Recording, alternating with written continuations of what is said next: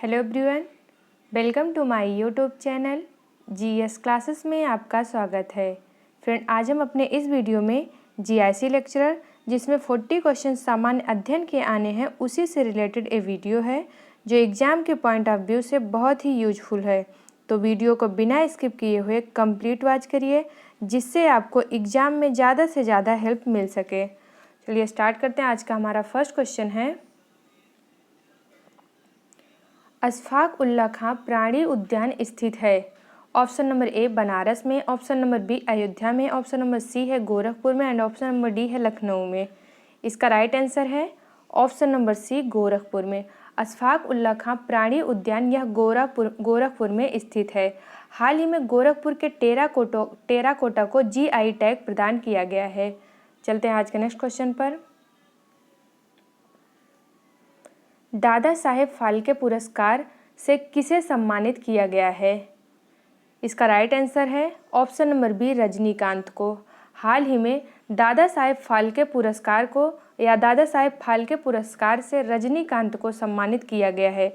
वहीं अमिताभ बच्चन को कौन सा अवार्ड दिया गया? International federation of film archives award से अमिताभ बच्चन को सम्मानित किया गया। चलते हैं आज के नेक्स्ट क्वेश्चन पर। चिरंजीवी योजना का संबंध किस राज्य से है? इसका राइट आंसर है option number B Rajasthan. Chiranjeevi योजना का संबंध यह राजस्थान राज्य से है। इस योजना के तहत यानी चिरंजीवी योजना के तहत राजस्थान के द्वारा प्रत्येक नागरिक को स्वास्थ्य बीमा कवर दिया जा रहा है। राजस्थान में चिरंजीवी योजना के अलावा कौन कौन सी योजनाएं चलाई जा रही हैं? तो सुपोषित माँ अभियान, मुख्यमंत्री राजनीर योजना, इंदिरा रसोई योजना, ये सारी योजनाएं राजस्थान गवर्नमेंट के द्वारा संचालित की जा रही हैं। प्रेजेंट टाइम में अगर बात की जाए राजस्थान के सीएम कौन है? राजस्थान के सीएम यानी मुख्यमंत्री ये अशोक गहलोत और वहाँ के गवर्नर राजस्थान के गवर्नर कलराज मिश्र हैं। अरावली पर्वत मुख्यतः राजस्थान पर स्थित है। वैसे अरावली पर्वत हरियाणा, पंजाब, गुजरात, राजस्थान ये चारों राज्य में स्थित हैं। और अरावली पर्वत की सर्वोच्च शिखर के कौन सी है? गुरु शिखर। अरावली पर्वत की सर्वोच्च चोटी गुरु शिखर है। चलते हैं आज के नेक्स्ट क्वेश्चन पर। हाल ही में अंबोली क्षेत्र को जैव विविधता विरासत स्थल घोषित किया गया है। यह किस राज्य में स्थित है? इसका राइट आंसर है ऑप्शन नंबर ए महाराष्ट्र। हाल ही में अंबोली क्षेत्र को जैव विविधता स्थल या फिर जैव विविधता विरासत स्थल घोषित किया गया है जो कि महाराष्ट्र में स्थित है। महाराष्ट्र में जो है अजंता व एलोरा ये दोनों गुफाएं भी महाराष्ट्र में स्थित हैं। लोनार झील भी महाराष्ट्र के बुल्ढाना जिले में स्थित है। प्रेजेंट टाइम में महाराष्ट्र के सीएम कौन है? उद्धव ठाकरे व यहाँ के गवर्नर भगत सिंह कोश्यारी हैं। चलते हैं आज के नेक्स्ट क्वेश्चन पर। ई पंचायत पुरस्कार 2021 से किस राज्य को सम्मानित किया गया है? इसका राइट आंसर है option number B Uttar Pradesh. ई पंचायत पुरस्कार 2021 से उत्तर प्रदेश राज्य को सम्मानित किया गया है। हाल ही में उत्तर प्रदेश के सिद्धार्थनगर में काला नमक चावल महोत्सव का आयोजन किया गया। प्रेजेंट टाइम में उत्तर प्रदेश के सीएम योगी आदित्यनाथ व यहाँ के गवर्नर आनंदीबेन पटेल हैं। चलते हैं आज के नेक्स्ट क्वेश्चन पर। निम्न विदेशी यात्रियों में से किसने जहांगीर के शासनकाल में भारत की यात्रा की थी? निम्न विदेशी यात्रियों में से किसने जहांगीर के शासनकाल में भारत की यात्रा की थी? इसका राइट आंसर है option number B Francisco Pelsaert के द्वारा जहांगीर के शासनकाल में भारत की यात्रा की गई थी। फ्रांसिस्को पल्सर्ट ये डच ईस्ट इंडिया कंपनी का अधिकारी था। जहांगीर के शासनकाल में कौन से आए थे? थॉमस रो व हॉकिंस, ये सारे जो अंग्रेजी अधिकारी हैं ये भी जहांगीर के शासनकाल में ही आए थे। हम चलते हैं आज के नेक्स्ट क्वेश्चन पर। जौनपुर राज्य का अंतिम शासक कौन था? इसका राइट आंसर है option number C Hussain Shah. Jaunpur राज्य का अंतिम शासक ये हुसैन शाह है। एक नज़र जौनपुर के बारे में देख लेते हैं कि जौनपुर शहर की स्थापना 15वीं शताब्दी में फिरोज शाह तुगलक के द्वारा किया जाता है और क्यों किया जाता है? फिरोज शाह तुगलक के द्वारा अपने चचेरे भाई मोहम्मद बिन तुगलक की याद में जौनपुर शहर की स्थापना की जाती है। मोहम्मद बिन तुगलक जो है उसका वास्तविक नाम क्या रहता है? जौना खां। मोहम्मद बिन तुगलक का वास्तविक नाम जौना खां रहता है, लेकिन 1394 ईस्वी को मलिक सरवर ने जौनपुर में स्वतंत्र सरकी राज्य की स्थापना की। क्वेश्चन में बहुत बार पूछा जाता है कि जौनपुर में सरकी राज्य की स्थापना किसके द्वारा की जाती है? तो वर्ष 1394 ईस्वी में किसके द्वारा? मलिक सरवर के द्वारा सरकी राज्य की स्थापना की जाती है। इन सरकी शासकों के द्वारा लगभग जौनपुर में 85 वर्षों तक शासन किया गया, लेकिन 1479 में क्या हुआ कि बहलोल लोदी, लोदी वंश का संस्थापक बहलोल लोदी ने इसके जो है अंतिम शासक हुसैन शाह, इसके जो अंतिम शासक जो सरकी राज्य के अंतिम शासक हुसैन शाह को पराजित कर दिया और दिल्ली को या फिर जौनपुर को क्या किया? दिल्ली सल्तनत में शामिल कर लिया। इसलिए जो जौनपुर राज्य का अंतिम शासक कौन कहलाया? हुसैन शाह कराया। जौनपुर को पूर्व अथवा भारत का सिराज नाम से भी जाना जाता है। चलते हैं आज के नेक्स्ट क्वेश्चन पर। निम्नलिखित में से किस समाज सुधारक ने 1826 के जूरी अधिनियम का घोर विरोध किया? इसका राइट आंसर है ऑप्शन नंबर बी, राजा राम मोहन राय। राजा राम मोहन राय के द्वारा 1826 के जूरी अधिनियम का घोर विरोध किया गया। जो जूरी एक्ट या फिर जूरी अधिनियम आया था उसके अंतर्गत क्या किया गया था कि न्यायालयों में धार्मिक आधार पर भेदभाव की शुरुआत हुई थी। इसमें क्या हुआ था कि किसी भी ईसाई की सुनवाई को कोई भी हिंदू अथवा मुसलमान न्यायाधीश द्वारा नहीं किया जा सकता। मतलब इसमें ईसाई धर्म को प्रियोरिटी दी गई थी और ये बोला गया था कि कोई भी ईसाई हो, उससे रिलेटेड जो भी मुद्दा हो, उसको कोई भी हिंदू या मुसलमान उसकी सुनवाई नहीं कर सकता है। तो यानी क्या किया था? ये धार्मिक आधार पर भेदभाव की शुरुआत 1826 के जूरी अधिनियम के द्वारा किया गया था, जिसका घोर विरोध राजा राम मोहन राय के द्वारा किया गया। चलते हैं आज के नेक्स्ट क्वेश्चन पर। गोपाल कृष्ण गोखले ने किस वर्ष में भारत सेवक मंडल यानी सर्वेंट ऑफ इंडियन सोसाइटी या सर्वेंट ऑफ इंडिया सोसाइटी की स्थापना की? इसका राइट आंसर है ऑप्शन नंबर डी, 1905। वर्ष 1905 में महात्मा गांधी के राजनीतिक गुरु गोपाल कृष्ण गोखले के द्वारा सर्वेंट ऑफ इंडिया सोसाइटी यानी भारत सेवक मंडल की स्थापना की गई। वर्ष 1905 में ही गोपाल कृष्ण गोखले कांग्रेस के बनारस अधिवेशन के अध्यक्ष चुने गए थे। इसके बाद वर्ष 1906 में कौन आए थे? वर्ष 1906 में दादा भाई नौरोजी को कांग्रेस का अध्यक्ष चुना गया था और 1907 के सूरत विभाजन मोस्ट इम्पॉर्टेंट है, कहाँ पे हुआ था? और फिर इसके अध्यक्ष रास बिहारी घोष थे। इसको भी मतलब बहुत ही इंपॉर्टेंट क्वेश्चन है और बहुत बार पूछा जाता है, चाहे वो पीसीएस हो, आरओ हो या फिर जो भी जीआईसी लेक्चरर का जो सामान्य अध्ययन का पेपर आता है उसमें, या फिर जो भी आयोग एग्जाम कंडक्ट कराता है, उन सारे पेपर में लगभग इससे रिलेटेड आपको क्वेश्चन देखने को मिलते ही हैं। चलते हैं आज के नेक्स्ट क्वेश्चन पर।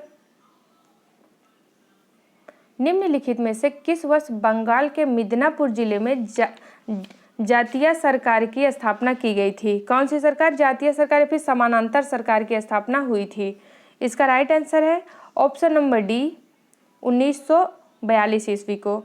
भारत छोड़ो आंदोलन की एक महत्वपूर्ण विशेषता यह है कि उस समय जो है समानांतर सरकार की स्थापना की गई थी। कहाँ कहाँ पर? बलिया में, तामरुक में, सतारा में। बलिया, तामरुक, सतारा या यहाँ पर कई जगहों पर जो है क्या हुआ था? भारत छोड़ो आंदोलन की मतलब विशेषता के रूप में समानांतर सरकार की स्थापना या फिर गठन किया गया था। यानी कब किया गया था? 1942 ईस्वी में। चलते हैं आज के नेक्स्ट क्वेश्चन पर। निम्नलिखित में से किस केस की समस्त संसार में चर्चा हुई और अभियुक्तों के समर्थन में Albert Einstein, H.C. Wells, Harold Laski, Roosevelt ने सहानुभूतिपूर्ण टिप्पणी की? इसका राइट आंसर है ऑप्शन नंबर सी, मेरठ षड्यंत्र मुकदमा। मेरठ षड्यंत्र मुकदमा का जो है पूरे संसार में चर्चा हुई और अभियुक्तों के समर्थन में Albert Einstein, H.C. Wells, Harold Laski तथा रूजवेल्ट ने सहानुभूति टिप्पणियां की थी। चलते हैं आज के नेक्स्ट। जो ये वाला मेरठ षड्यंत्र मुकदमा है वो कब? 1929 से लेकर मेरठ षड्यंत्र मुकदमा 1929 से लेकर 1933 1933 मामले में 33 श्रमिकों या श्रमिक नेताओं पर राजद्रोह का मुकदमा चलाया गया था। कितने 33 श्रमिक या श्रमिक नेताओं पर राजद्रोह का मुकदमा चलाया गया था। चलते हैं आज के नेक्स्ट क्वेश्चन पर। निम्नलिखित में से कौन सी घटना सबसे पहले घटित हुई थी? रॉलेट एक्ट विरुद्ध अधिनियम कब आया था? 1919 में आया था। चंपारण सत्याग्रह 1917 में हुआ था। खेड़ा किसान आंदोलन 1918 में, और अहमदाबाद मिल हड़ताल ये भी 1918 में घटित हुई थी। तो सबसे पहले अगर पूछता है कौन सी घटना सबसे पहले घटित हुई थी तो चंपारण सत्याग्रह 1917 में। अगर इसमें से पूछता कौन सी घटना सबसे बाद में घटित हुई तो रॉलेट एक्ट के विरुद्ध सत्याग्रह ये सबसे बाद यानी 1919 में घटित हुई थी। इसलिए इस क्वेश्चन का राइट आंसर होगा ऑप्शन नंबर बी, चंपारण सत्याग्रह। हम चलते हैं आज के नेक्स्ट क्वेश्चन पर। कलिंग युद्ध का विवरण हमें ज्ञात होता है। कलिंग युद्ध का विवरण किससे ज्ञात होता है? इसका राइट आंसर है ऑप्शन नंबर ए, 13वें शिलालेख से। कलिंग युद्ध अशोक के शासनकाल के 8वें वर्ष यानी 261 ईसा पूर्व 261 ईसा पूर्व में घटित हुई थी, और इसका विवरण 13वें या अशोक के 13वें शिलालेख से प्राप्त होता है। कहा जाता है ये कि कलिंग का जो युद्ध है, हालांकि इसको अशोक के द्वारा जीत लिया जाता है, लेकिन इस युद्ध में इतना खून या फिर इतना भी नरसंहार देख के अशोक का हृदय परिवर्तित हो जाता है, और वो फाइनली क्या करता है, वो बौद्ध धर्म को फाइनली वो यहीं से वो बौद्ध धर्म को सपोर्ट करने लगता है। किसके द्वारा? अशोक के द्वारा, या फिर मौर्य काल का जो महानतम शासक है अशोक के द्वारा कलिंग युद्ध के बाद उसका हृदय परिवर्तन हो जाता है, और वह क्या है, शांति से अब जीना चाहता है और बौद्ध धर्म को अपना लेता है। चलते हैं आज के नेक्स्ट क्वेश्चन पर। एक ही कब्र से 3 मानव कंकाल निकले हैं, कहाँ से? ऑप्शन नंबर ए, सरायनहर से, ऑप्शन नंबर बी, दमदमा से, ऑप्शन नंबर सी, महदह से, एंड ऑप्शन नंबर डी है लंघनाज से। इसका राइट आंसर है ऑप्शन नंबर बी, दमदमा से। मध्य गंगा घाटी के प्रतापगढ़ जिले में स्थित सरायनहर, महदह, दमदमा का जो है उत्खनन किया गया, या फिर कहाँ से? सरायनहर, महदह, दमदमा, ये तीनों स्थल कहाँ पर हैं? ये तीनों स्थल प्रतापगढ़ में स्थित हैं। यहाँ से जो दमदमा स्थल है, यहाँ से एक ही कब्र में 3 मानव कंकाल निकले हैं, कहाँ से? दमदमा से। इस क्वेश्चन का राइट आंसर होगा ऑप्शन नंबर बी। हम चलते हैं आज के नेक्स्ट क्वेश्चन पर। The roots of ancient India के लेखक थे। The roots of ancient India के लेखक कौन थे या फिर कौन है? इसका राइट आंसर है option number C, W.A. Fairservis. The roots of ancient India के लेखक W.A. फेयर सर्विस हैं। हम चलते हैं आज के नेक्स्ट क्वेश्चन पर। कृष्णदेव राय ने किस नगर की स्थापना की? इसका राइट आंसर है option number B, Nagalapur. Option number B, Nagalapur. Krishnadev Raya का शासनकाल विजयनगर में साहित्य का क्लासिकी युग माना जाता है। कृष्णदेव राय की जो उपाधियां थी वो थी आंध्र भोज, अभिनव भोज, आंध्र पितामह। कृष्णदेव राय ने हजारा एवं विट्ठल स्वामी मंदिर का भी निर्माण करवाया था। किस मंदिर का? कृष्णदेव राय के द्वारा हजारा एवं विट्ठल स्वामी मंदिर का निर्माण कराया गया था। वहीं किस नगर का अगर नगर पूछता है तो नागलापुर नगर की स्थापना कृष्णदेव राय के द्वारा किया गया था। चलते हैं आज के नेक्स्ट क्वेश्चन पर। लाल सागर एक उदाहरण है। ऑप्शन नंबर ए, ज्वालामुखी घाटी का, ऑप्शन नंबर बी, अपरदित घाटी का, ऑप्शन नंबर सी, अक्षीय द्रोणी का, एंड ऑप्शन नंबर डी है यू आकार घाटी का। इसका राइट आंसर है ऑप्शन नंबर सी, अक्षीय द्रोणी का। लाल सागर यह एक अक्षीय द्रोणी का उदाहरण है। लाल सागर है वो अफ्रीका एवं अरब के बीच स्थित है। अफ्रीका एवं अरब या अरब देशों के मध्य लाल सागर स्थित है।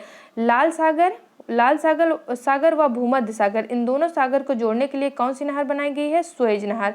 अब प्रेजेंट टाइम में सुएज नहर पर किस देश का आधिपत्य है? तो मिस्र देश का आधिपत्य सुएज नहर पर है।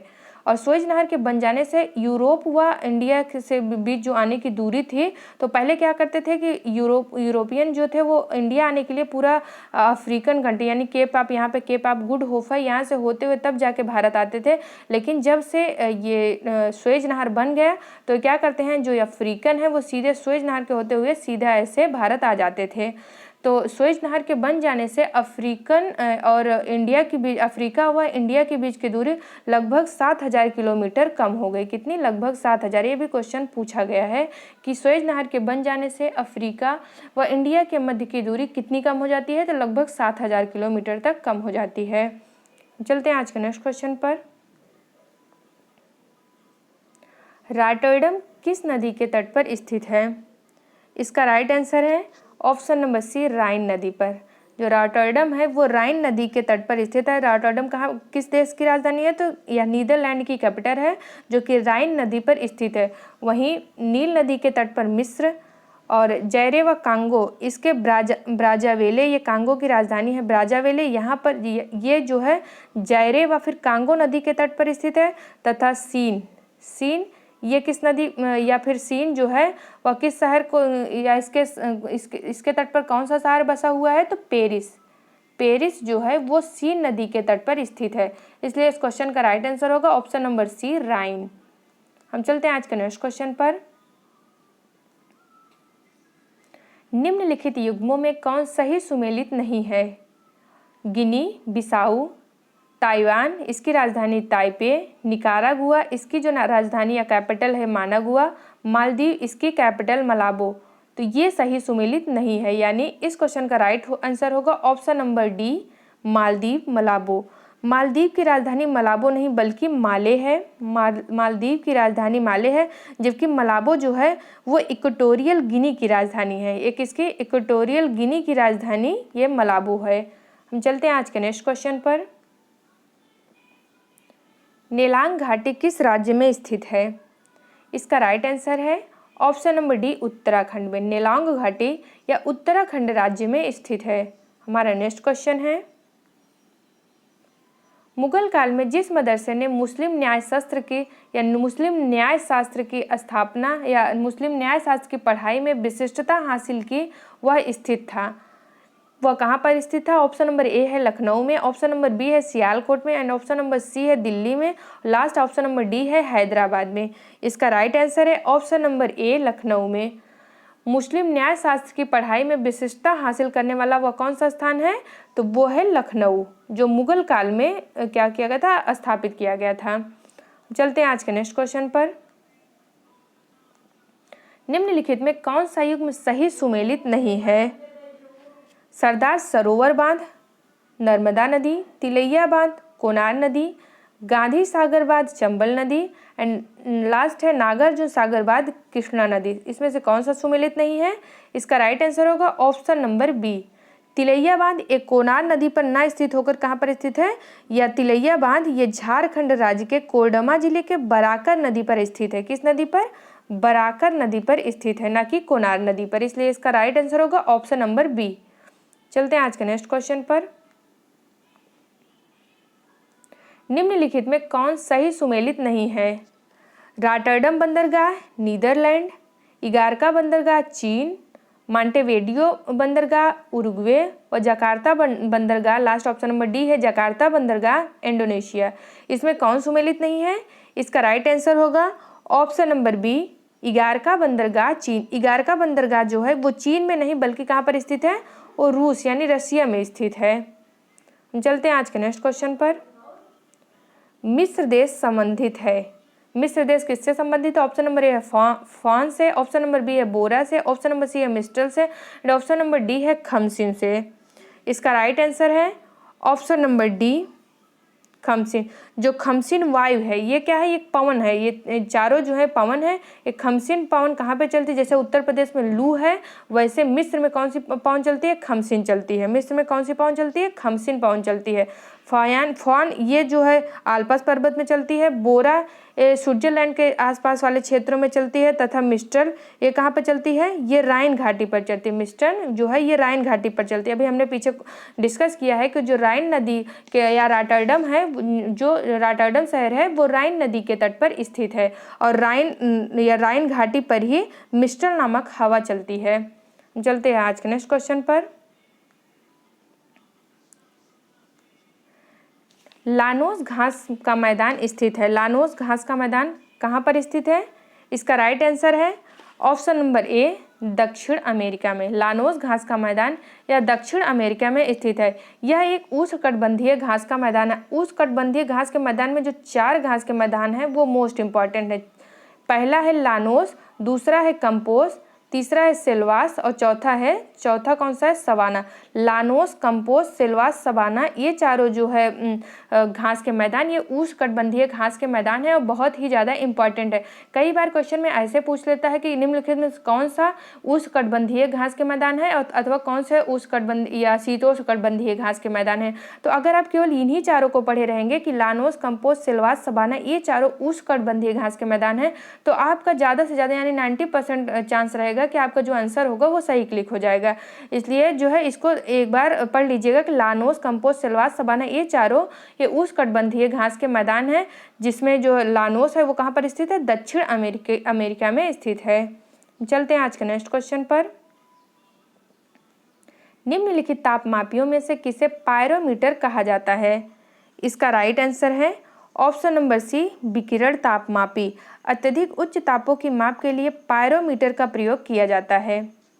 हम चलते हैं आज के नेक्स्ट क्वेश्चन पर। डायनमो एक युक्ति है जो परिवर्तित करती है। इस क्वेश्चन का राइट आंसर है ऑप्शन नंबर सी, यांत्रिक ऊर्जा को विद्युत ऊर्जा में। डायनमो एक युक्ति है जो यांत्रिक ऊर्जा को विद्युत ऊर्जा में परिवर्तित करती है। हमारा नेक्स्ट क्वेश्चन है,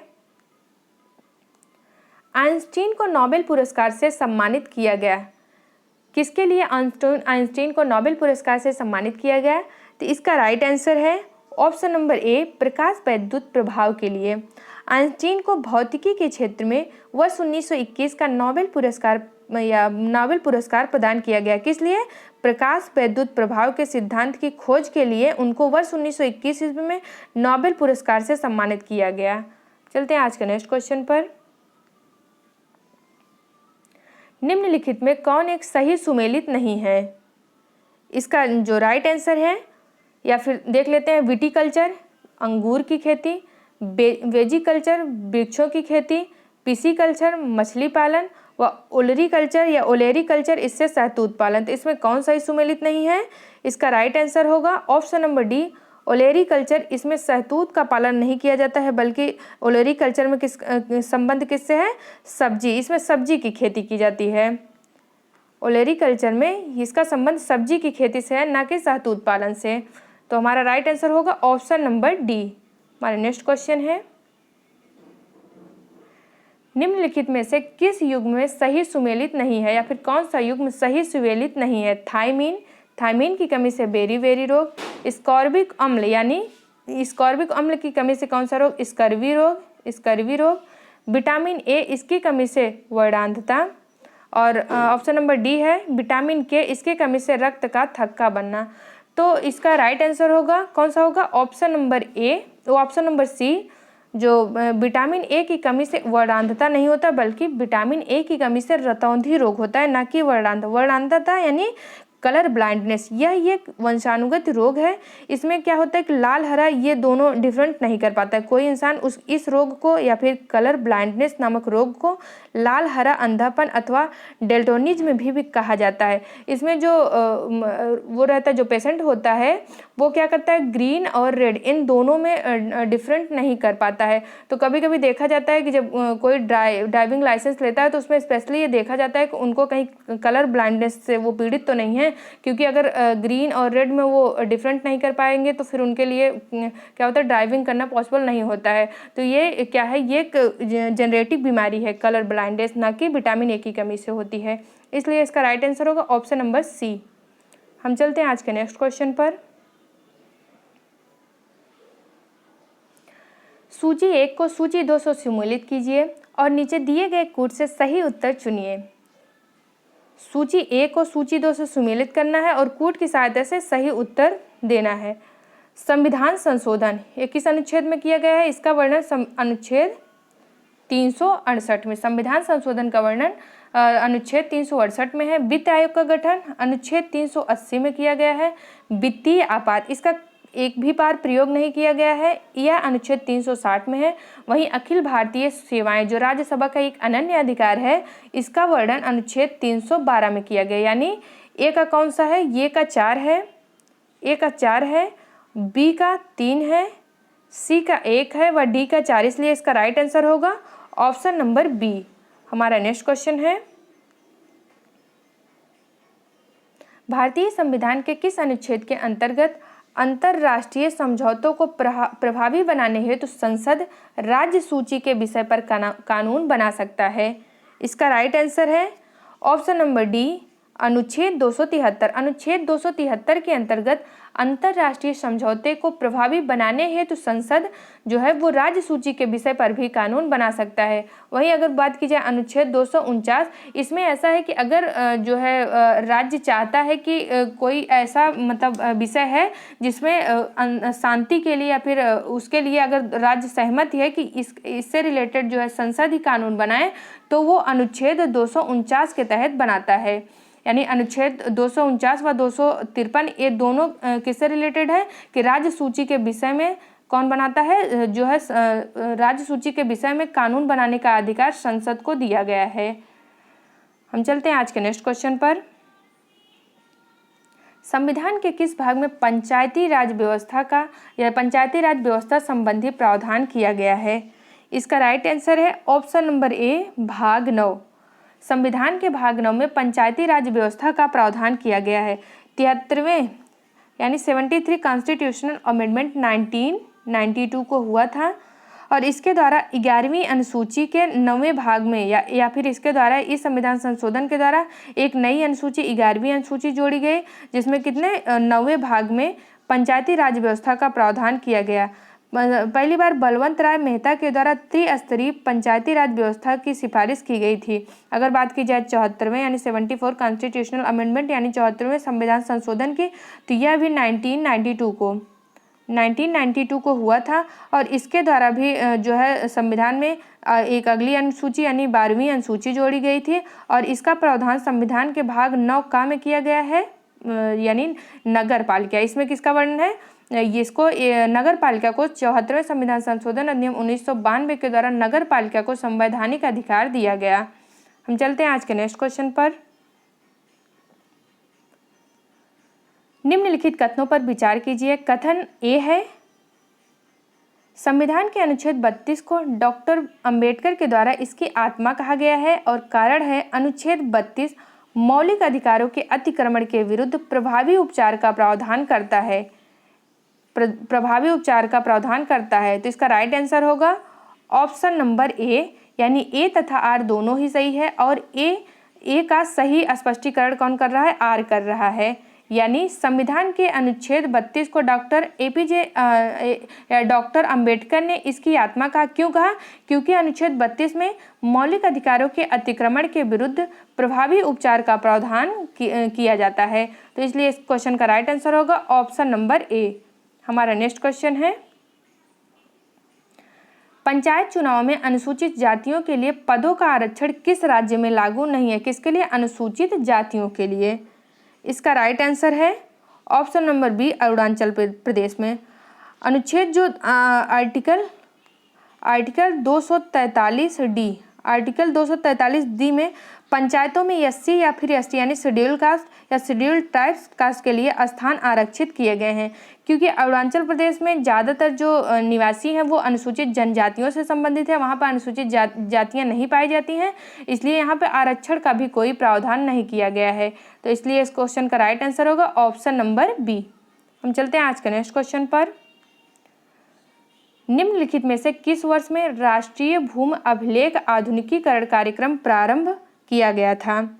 इसका राइट आंसर है ऑप्शन नंबर ए, अगस्त 2008 को। अगस्त 2008 को राष्ट्रीय भूमि अभिलेख आधुनिकीकरण कार्यक्रम की प्रारंभ की गई थी, या फिर अगस्त 2008 में राष्ट्रीय भूमि अभिलेख आधुनिकीकरण कार्यक्रम की शुरुआत की गई थी। हम चलते हैं आज के नेक्स्ट क्वेश्चन पर। घाटे की वित्तीय व्यवस्था का अर्थव्यवस्था पर क्या प्रभाव पड़ता है? करों में कमी, मजदूरी में बढ़ोतरी, मुद्रा आपूर्ति में बढ़ोतरी व फिर मुद्रा आपूर्ति में कमी। तो इसका राइट आंसर होगा ऑप्शन नंबर सी, मुद्रा आपूर्ति में बढ़ोतरी। घाटे की वित्तीय व्यवस्था से जो अर्थव्यवस्था में पड़ने वाले प्रभाव है वो क्या है कि इसमें मुद्रास्फीति बढ़ जाती है। जब मुद्रास्फीति बढ़ जाएगी तो मुद्रा का जो क्रय शक्ति है वो कम हो जाएगी। यानी पहले आप 100 रुपए को आप 100 रुपए में आप 1 किलो दाल खरीद लेते थे। अब क्या होगा, जब मुद्रास्फीति या फिर मुद्रा की क्रय शक्ति कम हो जाएगी तो आप वही 1 किलो दाल क्या करेंगे, 200 रुपए का खरीदेंगे। यानी यहाँ पर मुद्रा की जो क्रय शक्ति है या फिर मुद्रा की क्रय शक्ति वो कमजोर हो जाती है। अगला क्या है कि जब मुद्रा की क्रय शक्ति कमजोर हो जाएगी तो जाहिर सी बात है, पहले 100 रुपए के 1 किलो दाल मिलता था, अब 200 रुपए। तो मतलब क्या है कि महंगाई बढ़ जाएगी, महंगाई बढ़ जाएगी। क्यों? क्योंकि प्रोडक्ट तो हमारे पास उतना ही है लेकिन मुद्रा की आपूर्ति ज़्यादा कर दी जाती है जिससे मुद्रा कमजोर हो जाती है। इसका राइट आंसर होगा इसलिए ऑप्शन नंबर सी। हम चलते हैं आज के नेक्स्ट क्वेश्चन पर। निम्नलिखित घटनाओं पर ध्यान दें तथा इन्हें कालानुक्रम में व्यवस्थित करें। गरीबी हटाओ, ये नारा, गरीबी हटाओ का नारा कब दिया गया था? 1971 में। इंदिरा गांधी के द्वारा गरीबी हटाओ का नारा 1971 में दिया गया था। बैंकों का राष्ट्रीयकरण यह कब किया गया था? 19 जुलाई 1969 को या 69 को जो है 1969 को जो है बैंकों का राष्ट्रीयकरण किया गया था। और हरित क्रांति इसका प्रारंभ कब किया गया था? तो 1966 से 1966 यानी 66 टू 67 में किसकी हरित क्रांति की शुरुआत की गई थी। यानी सबसे पहले क्या हुआ था? हरित क्रांति आई थी। उसके बाद हरित क्रांति के बाद क्या आई थी? बैंकों का राष्ट्रीयकरण हुआ था। दूसरे नंबर पर बैंकों का राष्ट्रीयकरण और लास्ट में यानी 1971 में गरीबी हटाओ का नारा दिया गया था। यानी 3-2-1 इसका सही आंसर होगा। इसलिए इसका राइट आंसर है ऑप्शन नंबर सी। 3-2-1 इसका राइट आंसर होगा। फ्रेंड, अगर आपको हमारा वीडियो अच्छा लगा हो तो प्लीज़ हमारे वीडियो को लाइक करें और अगर आप हमारे चैनल पर नए हो तो हमारे चैनल को सब्सक्राइब करें तथा बेल आइकन को जरूर प्रेस करें ताकि हमारे आने वाले सभी वीडियो का नोटिफिकेशन आपको सबसे पहले मिल सके। Thank you for watching my video. जय हिंद।